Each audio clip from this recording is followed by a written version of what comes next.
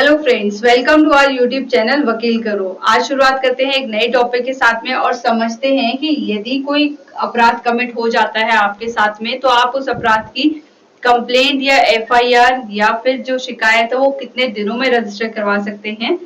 तो चलिए शुरुआत करते हैं इस वीडियो की और समझते हैं कि आप कितने दिनों के अंतर्गत जो है कोई भी एफआईआर या शिकायत या कंप्लेंट रजिस्टर करवा सकते हैं।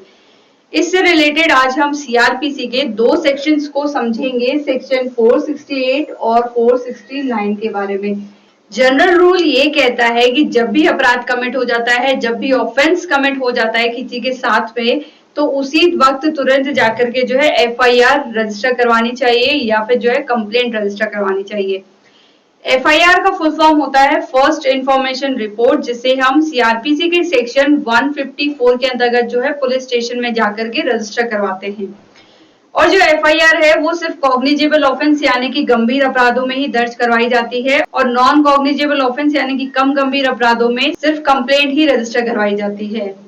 तो सबसे पहले समझते हैं कि सेक्शन 468 में क्या लिखा हुआ है। 468 में bar to take a cognizance of an offence, यहाँ पर जो है कुछ लिमिटेशन दी हुई है कि इस लिमिट के बाद में कोर्ट जो है उस ऑफेंस पर कॉग्निजेंस नहीं ले सकता है, उस ऑफेंस के लिए जो है संज्ञान नहीं ले सकता है। यदि कोई अपराध जिसके अंदर सिर्फ कोर्ट फाइन इम्पोज कर सकता है उसकी लिमिट है 6 मंथ्स, यानी कि यदि कोई अपराध जिसमें कोर्ट सिर्फ फाइन ही लगा सकता है। फॉर एग्जाम्पल, यदि कोई व्यक्ति पब्लिक न्यूसेंस क्रिएट करता है सेक्शन 268 के अकॉर्डिंग, तो उसमें जो पनिशमेंट है सेक्शन 290 में दी हुई है, उसकी जो पनिशमेंट दी हुई है वहां पर सिर्फ 200 रुपए फाइन जो है कोर्ट इम्पोज कर सकता है। तो ऐसे केसेस जहां पर कोर्ट सिर्फ फाइन इम्पोज कर सकता है उन केसेस की लिमिट होती है 6 मंथ्स, यानी कि वो जब अपराध कमिट हो जाता है उसके 6 महीने के अंतर्गत जो है आप जाकर के कोर्ट में कंप्लेंट रजिस्टर करवा सकते हैं। जैसा कि मैंने बताया कि ये जो कम गंभीर अपराध होते हैं उन्हीं में ही कंप्लेंट दर्ज करवाई जाती है।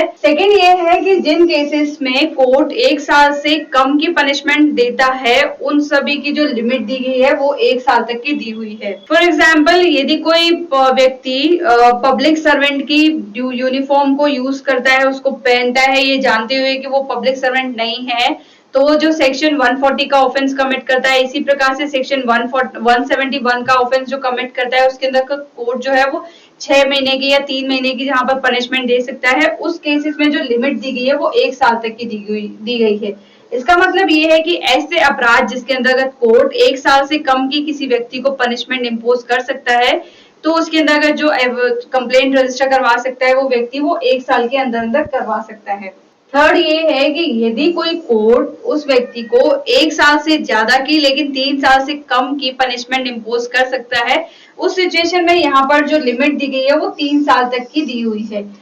यदि कोई व्यक्ति किसी की डिफेमेशन यानी कि मानहानि करता है तो उस सिचुएशन के अंतर्गत जो है कोर्ट 1 साल से लेकर के 3 साल तक की पनिशमेंट देता है। उसकी जो टाइम ड्यूरेशन दी गई है वो 3 साल दी हुई है, यानी कि वो व्यक्ति जो है वो 3 साल के अंदर अंदर कंप्लेंट जाकर के रजिस्टर करवा सकता है कोर्ट में।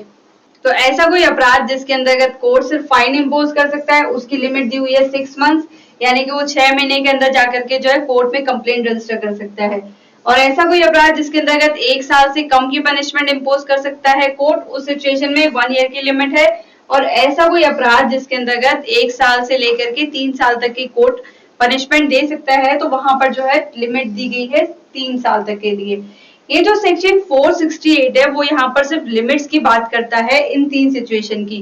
अब बात करते हैं कि यदि ऐसे अपराध जिसके अंतर्गत कोर्ट 3 साल से ज्यादा की पनिशमेंट दे सकता है, जैसे कि डेथ की पनिशमेंट 7 साल या 10 साल की या फिर लाइफ इम्प्रिजनमेंट, तो उस सिचुएशन में यहाँ पर कुछ भी टाइम लिमिट नहीं दी गई है। यानी कि जब कभी भी ऐसा कोई अपराध होता है तो अपराध कमिट होने के बाद में कभी भी पुलिस स्टेशन में जाकर के उस अपराध से रिलेटेड वो एफआईआर दर्ज करवा सकता है। यहाँ पर कुछ भी टाइम लिमिट नहीं दी गई है सेक्शन 468 में। तो अब समझते हैं नेक्स्ट सेक्शन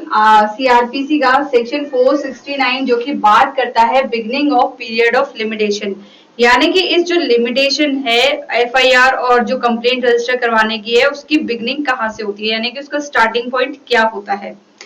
तो स्टार्टिंग पॉइंट यानी कि बिगनिंग ये होती है कि जब भी कोई अपराध ऑफेंस कमिट हो जाता है उसी दिन से जो है उसी टाइम से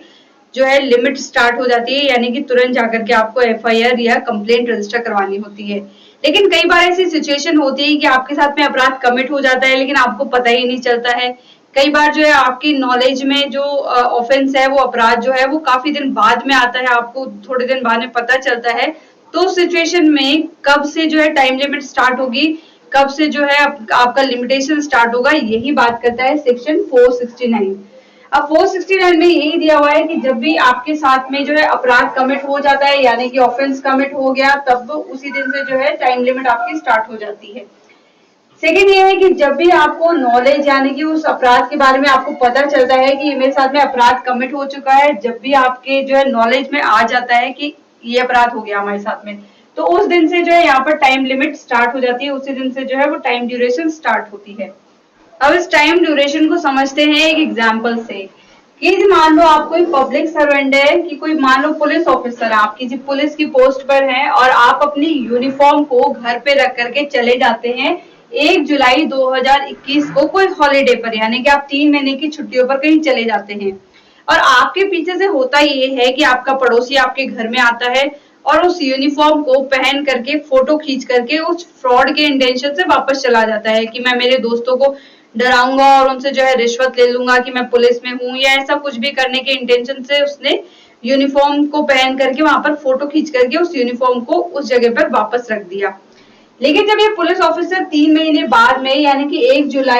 1 अक्टूबर 2021 को अपने घर पर आता है और अपने जो है कैमरे को चेक करता है और अपनी यूनिफॉर्म को चेक करता है, तो उसे मालूम पड़ता है, उसे पता चलता है कि मेरी यूनिफॉर्म को किसी ने फ्रॉड के इंटेंशन से पहना था या फिर यूज किया था और जो है उसको वहां पर वापस रख दिया था। लेकिन ये जो इंसिडेंट हुआ था, उसने जब वीडियो चेक करी तो ये इंसिडेंट उसने पाया कि 1 जुलाई को हुआ, लेकिन उस पुलिस ऑफिसर को 1 अक्टूबर को पता चलता है कि उसकी यूनिफॉर्म को यूज किया गया फ्रॉड के इंटेंशन से। तो यहाँ पर जो है टाइम ड्यूरेशन कब से स्टार्ट होगा, 1 अक्टूबर से स्टार्ट होगा, ना कि 1 जुलाई से, क्योंकि 1 जुलाई को तो उसको पता ही नहीं था कि उसके साथ में कुछ अपराध कमिट हुआ है। जबकि सेक्शन 469 यही कहता है कि जिस दिन से अपराध कमिट हो चुका होता है, एक तो वो टाइम लिमिट स्टार्ट होती है। यदि आपको कई बार ऐसी सिचुएशन होती है कि आपको पता ही नहीं होता है कि आपके साथ में अपराध कमिट हो चुका होता है, तो उस सिचुएशन में जब आपकी नॉलेज में आता है, जब आपको पता चलता है कि आपके साथ में अपराध कमिट हो गया है या हो चुका है, तो उस सिचुएशन में उस दिन से जो है वो लिमिटेशन स्टार्ट होती है। तो इस केस में लिमिटेशन स्टार्ट होगी 1 तारीख से, यहाँ से जो है वो लिमिट स्टार्ट होगी और विद इन 6 मंथ्स, क्योंकि इस केस में जो है कोर्ट इस केस में 3 मंथ्स की पनिशमेंट दे सकता है, तो यहाँ पर जो टाइम ड्यूरेशन दी गई है वो 6 मंथ्स दी गई है। तो 6 मंथ्स कब से स्टार्ट होगा, 1 अक्टूबर से। तो ये अक्टूबर, नवंबर, दिसंबर, जनवरी, फरवरी, मार्च, यानी कि ये मार्च 1 तक जो है वो पुलिस में जाकर के कंप्लेंट रजिस्टर करवा सकता है कभी भी। तो इसकी लिमिटेशन स्टार्ट होगी 1 तारीख से, ना कि 1 जुलाई से, 1 अक्टूबर से स्टार्ट होगी। तो ये मैंने आपको बताया कि सेक्शन 469 में जो बिगनिंग दी हुई है कि लिमिटेशन की कब से मानी जाएगी। अब इस सेक्शन में एक क्वेश्चन और अराइज ये होता है कि यदि मान लो एक से ज्यादा अपराध एक साथ कमिट हो चुके होते हैं, तो उस ड्यूरेशन में जो है वो टाइम लिमिट किसकी मानी जाएगी, यानी कि कौन से अपराध की जो है टाइम ड्यूरेशन मानी जाएगी। अब यहाँ पर समझते हैं एक एग्जाम्पल से कि यदि किसी व्यक्ति के साथ में उसके घर में घुस करके मारपीट भी हुई है और उसके जो है अटेम्प्ट टू मर्डर भी हुआ है, यानी कि उसने उसकी हत्या करने की कोशिश भी करी, तो यहाँ पर ये होगा कि जो मारपीट का अपराध है वो आईपीसी के सेक्शन 323 में दिया हुआ है, जिसके अंतर्गत कोर्ट उस व्यक्ति पर 1 साल तक की सजा सुना सकता है या फिर 2000 रुपए का जुर्माना या फिर फाइन।